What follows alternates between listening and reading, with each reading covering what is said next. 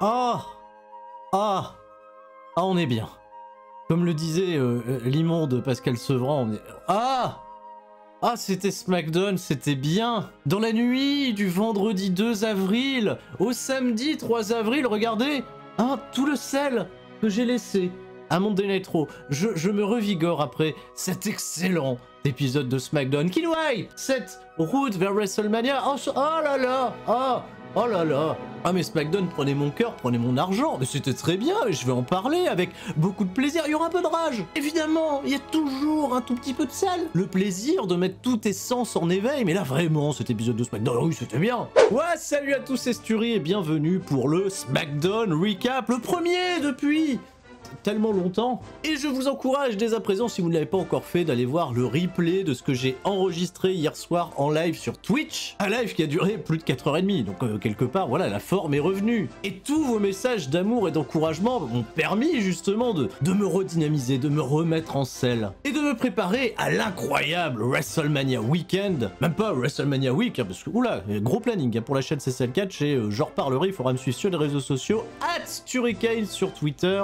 Mais déjà, je le disais, rediffusion un petit peu plus tôt ce samedi après-midi de la partie Qu'est-ce qui s'est passé à Fastlane, un pay-per-view qui méritait qu'on en parle, donc en effet, un format Twitch. J'ai fait des cuts, voilà, ça arrivait à 45 minutes et j'espère en tout cas que vous allez profiter de ce moment. Et également pour parler des news qui entourent WrestleMania, rediffusion d'une grosse partie news sur la corde à linge où j'ai parlé notamment de Chris Jericho invité dans le podcast de Steve Austin, les portes interdites qui sont bien défoncées, de la situation autour de Andrade Cien Almas, de Charles Flair qui est enceinte, qui est pas enceinte, de Logan Paul à WrestleMania, et j'aurai l'occasion d'en reparler bien entendu dans cette vidéo, et un petit peu de Shin Nihon Puroresu, voilà, parce que ça faisait longtemps qu'on n'avait pas parlé de New Japan Pro Wrestling. Tout ça c'est sur la corde à linge, ça a été diffusé, vous pouvez aller voir le replay. SmackDown qui s'ouvre avec des images de ce qui s'est passé à Fastlane avec Daniel Bryan qui a fait abandonner Roman Reigns, mais il n'y avait pas d'arbitre. Bon, donc bon, ça compte pas. Mais la semaine suivante à SmackDown, Adam Pearce a validé un triple threat match pour WrestleMania, ce qui a mis un incroyable somme à Edge qui se voit privé de son grand moment. Celui pour lequel il a lutté, celui pour lequel il a battu 29 autres superstars au Royal Rumble, le Roman Reigns contre Edge,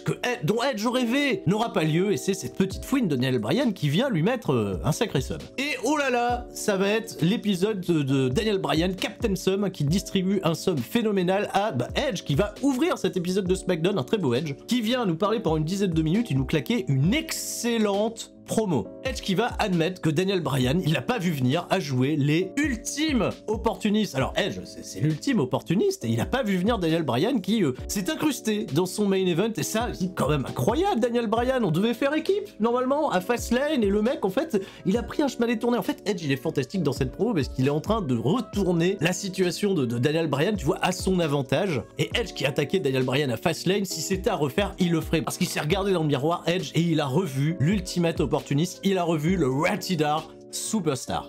Edge est particulièrement déter et ça fait vachement plaisir de voir une telle implication justement pour ce main event de WrestleMania, le vrai main event de WrestleMania qui est buildé d'une main de maître et je suis ravi, voilà, de la tournure que prend les événements. Ce soir à SmackDown, le main event sera Jey Uso contre Daniel Bryan dans un Street Fight match et l'occasion de ce fait d'avoir Kayla Braxton qui va interroger Edge, hein, qui est omniprésent ce soir. Elle va lui poser une question très pertinente, à savoir qu'est-ce que tu penses de l'officialisation d'un tel match? Est-ce que ça peut pas coûter à Daniel Bryan une opportunité d'être à WrestleMania? Il affronte Jey Uso, ça va être un match violent, il peut se blesser. Et Edge, qui n'est plus du tout babyface dans l'affaire, ah non, il est entre les deux os, mais c'est incroyable, hein. Edge est en train d'être possédé, va lui dire non, voilà, s'il se fait casser la gueule et qu'il est pas à WrestleMania, c'est pas mon problème, et au contraire, même ça m'arrange. Bon, le au contraire, ça m'arrange, ça, il l'a plus ou moins laissé sous-entendre. Mais un beau salopard, ce Edge, qui est vraiment pertinent dans ce rôle, et Edge, de toute façon, voilà, sa carrière, c'est pas d'être un babyface, hein, c'est d'être un incroyable heel, et il est en train de nous le rappeler. On est prêt pour le premier combat de la soirée, on retrouve l'Alpha Academy, Chad Gable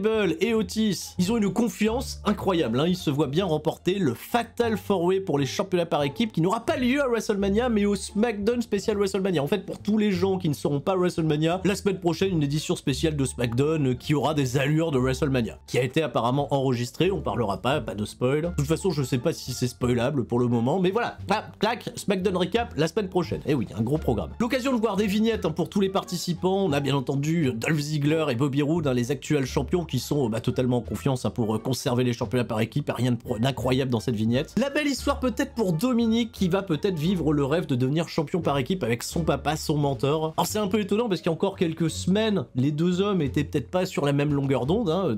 Rey Mysterio approuvait pas trop les tactiques justement qu'employait Dominique lorsqu'il faisait face à Baron Corbin. Et les Street Profits qui nous font du Street Profits, voilà, avec beaucoup de manières, We Want the Smoke, etc. Voilà, rien de notable. Un 4 contre 4 qui était pas trop mal, assez rythmé, qui va pas durer très longtemps pour autant. Remporté, et ça c'était une belle surprise, par Otis et Chad Gable après un incroyable chaos terroriste de Chad Gable suivi d'un finish des Fed Forum de la part d'Otis. C'est Montez Ford, l'ultra protégé pourtant, qui va prendre le pin. Et on termine ce segment avec Otis et Chad Gable qui restent forts. Et bah même si ce match est pas WrestleMania, je suis quand même un peu hypé parce qu'on peut avoir de la très bonne action entre ces 4 équipes la semaine prochaine. Retour backstage avec Paul Heyman qui vient s'incruster dans la conversation entre Adam Pearce et Sonya Deville. Paul Heyman n'est pas vraiment content hein, que Daniel Bryan soit intégré au main event de WrestleMania. Il penche plutôt en faveur de Sonya Deville sur la potentielle blessure que pourrait risquer Daniel Bryan ce soir en affrontant Jey Uso. Main event Jey Uso, hein, main event Jey Uso, il est même pas à WrestleMania. On nous remonte des images de ce qui s'est passé la semaine dernière entre Seth Rollins et Cesaro. Cesaro a fait son comeback, hein, est venu venger son pote Shinsuke Nakamura. On l'aura pas vu cette semaine d'ailleurs, pas de Nakamura. Et l'incroyable swing backstage qui était fantastique, mais il tourne à une vitesse avec Seth Rollins, je trouve ça fascinant. Et si on nous remonte ces images, c'est pas anodin puisque Seth Rollins habillé d'un costume. Oh là là là là. Mais il a renversé de la javel, c'est pas possible, un costume violet délavé d'une qualité incroyable. Il y a que Seth Rollins pour porter ça en ce moment. Seth Rollins et Cesaro qui vont participer à un petit meeting dans le ring orchestré par Corey Graves. Et Corey Graves qui va d'abord s'adresser à Cesaro, ce qui va un peu vexer Seth Rollins, même beaucoup vexer Seth Rollins, en lui rappelant que c'est son premier WrestleMania, en tout cas son premier match en 1 contre 1 à WrestleMania, il en a déjà fait plusieurs. La pression est sur lui et Cesaro va essayer un petit peu de se dépatouiller, c'est pas le meilleur au micro, il a pas le charisme en tout cas de Seth Rollins, ça c'est évident, mais il se cherche Cesaro, il cherche des catchphrases, là il va pas parler de café cette fois-ci, il va parler de swing, hein, il est prêt à faire swinger, il va même danser, chanter un petit peu Cesaro en disant on va faire swinger ce soir Seth Rollins. Rollins il en a marre, il fait arrête de parler à ce loser, bien quand même, je suis Seth Rollins, je suis des plus grands moments de l'histoire de WrestleMania, j'ai un record à WrestleMania qui est fantastique, bon il omet totalement le fait de parler de sa défaite l'année dernière contre Kevin Owens. Rollins se prétend imbattable, mais Cesaro de son côté reste quand même, tu vois, sur ses positions. Il pense qu'il peut battre Seth Rollins, serait un grand moment, créer un gros impact. Seth Rollins ne le prend absolument pas au sérieux, il est prêt même à buter Cesaro tout de suite, mais Cesaro il est là, il est prêt, il l'attend, et Seth Rollins finalement préfère se barrer. C'était pas le meilleur des segments, en effet, pour hyper un peu plus le match entre les deux, même si ça va être, j'en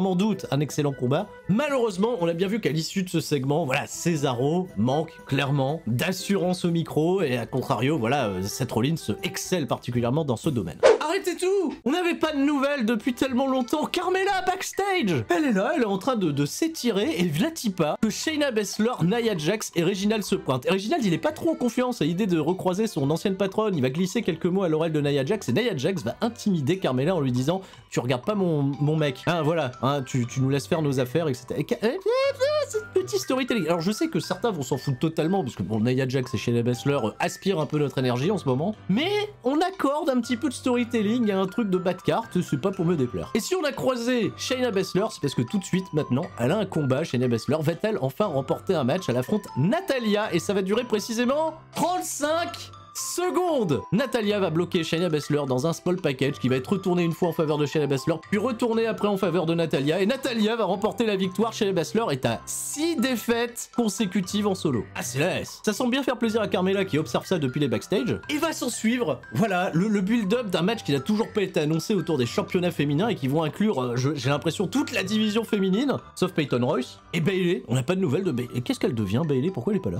Nia Jax va attaquer Natalya, Tamina va venir attaquer les championnes pour prêter main forte à Natalya, Liv Morgan et Ruby Riott vont se mêler à la fête, Dana Brooke et Mandy Rose vont faire un run-in depuis Monday Night Raw jusqu'à SmackDown pour pas grand chose. En fait, à chaque fois, c'est assez mal exécuté hein, dans le ring, tous les assauts des unes sur les autres. Naomi et Lana vont venir, vont faire des coups de pied en stéréo, tout ça, c'est encore une fois pas terrible. Finalement, ce sont Natalya et Tamina qui vont rester fortes, les championnes par équipe vont se barrer en ayant elles aussi un gros somme. Et le meilleur moment de la soirée, Billie Kay, backstage, va proposer ses services à Carmella, qui va pas la prendre au sérieux au début, puis qui va lui dire si on a moyen de s'incruster dans un programme à WrestleMania, bah pourquoi pas. Attends, Carmella, elle mérite. Mais on n'a pas de nouvelles de Bayley. Bayley, elle est où Bayley? Ils vont nous faire Bayley et Peyton Royce de nulle part, qu'est-ce qui se passe? Donc, peut-être, Caro, cette semaine, on sait que Nia Jax et Shayna Baszler affronteront Asuka et Rhea Ripley pour pas grand chose, peut-être créer de la dissension encore un peu plus entre Asuka et Rhea Ripley, mais on va probablement avoir une avalanche de run-in de toutes les équipes de Raw, de SmackDown, de 205 Live, j'en sais rien, pour nous builder un match à plusieurs, ou peut-être une bataille royale pour les championnats par équipe à WrestleMania, dans le kick-off de la deuxième nuit évidemment.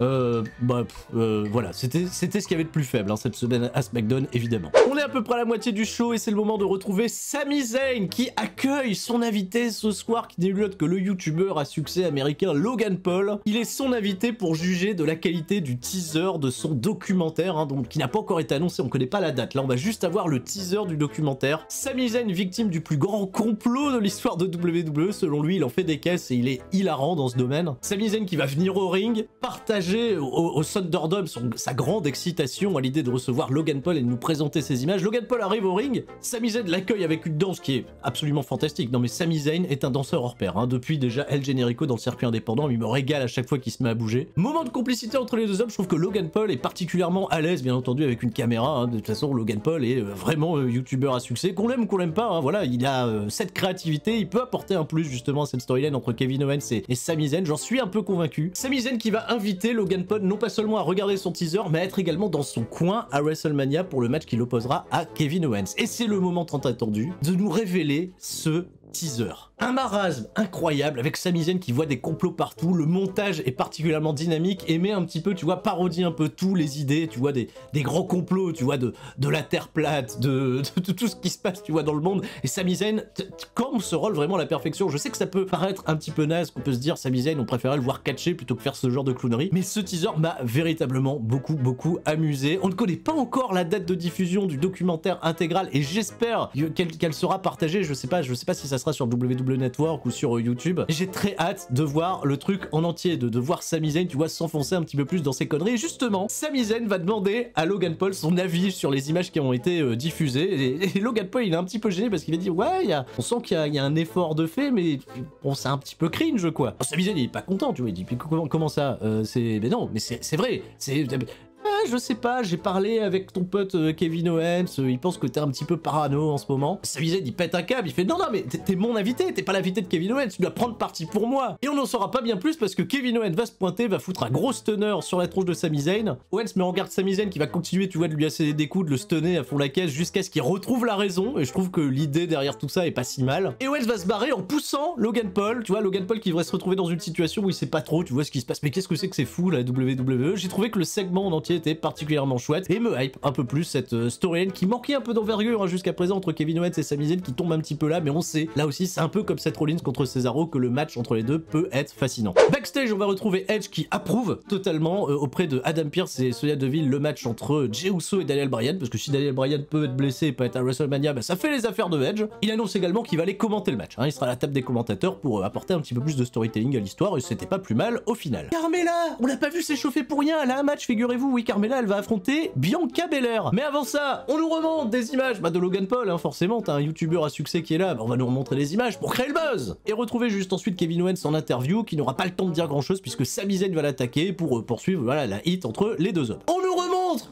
ça n'arrête pas, tu vois, c'est comme un rose, on nous remonte des images de la semaine dernière, Bianca Belair qui finit par mettre une grosse baffe dans la tronche à Sasha Banks qu'il avait pas volé, avant de mettre en garde en interview Carmella sur le match qui s'en vient. Carmella, ancienne championne qui veut se prétendre être la meilleure de SmackDown, elle va lui prouver que c'est elle qui a remporté le Royal Rumble, qu'elle mérite d'aller affronter Sasha Banks. Un match qui me hype un petit peu, voilà, en espérant qu'elle leur donne du temps. Ils vont pas leur donner énormément de temps, malheureusement. Bon, Carmella, elle, ça fait 3 heures, tu vois, qu'elle poireaute au ring, donc quand Bianca Belair se pointe, elle perd pas de temps, elle l'attaque directement. On va partir à la pub et au retour de pub, Carmella porte un Hurricane Rana, oui, c'est aussi surprenant que ça soit, sur Bianca Belair, qui va revenir avec une lariat.